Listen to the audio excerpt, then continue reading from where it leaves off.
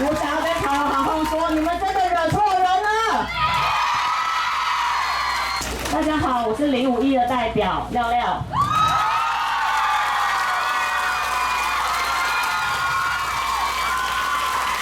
谢谢你们一直还在。我想要跟长荣航空说，你们真的惹错人了。在干部非常脆弱、被打击的时候，谢谢你们成为我们勇敢的后盾，让我们一直勇往直前。接下来工会的路还很长，我想要说，我拥有你们，我非常骄傲，我爱你们。谢谢大家。但是这17天，是因为有大家，我们才能够坚持到现在。我觉得大家真的都很棒，因为你们刚刚完成了一件事，就是这是一场台湾劳工运动史上人数最多、时间最长、影响航班数最大的大罢工，请大家给自己一个掌声。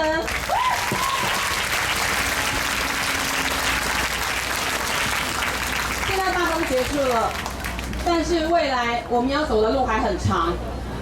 争取劳权的路永远不会有终点，请大家相信工会，跟我们工会一起加油，好吗？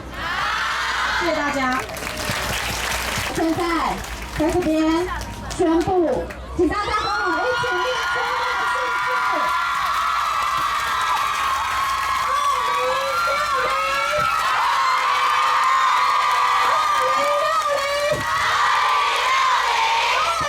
，2060，2060，2060，没错，这就是我们到现在为止拥有的3件数量。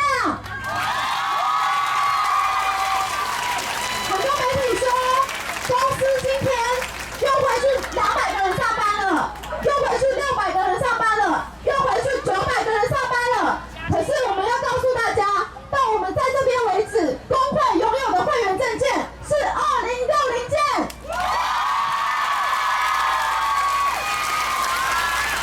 在这边也特别澄清一件事情。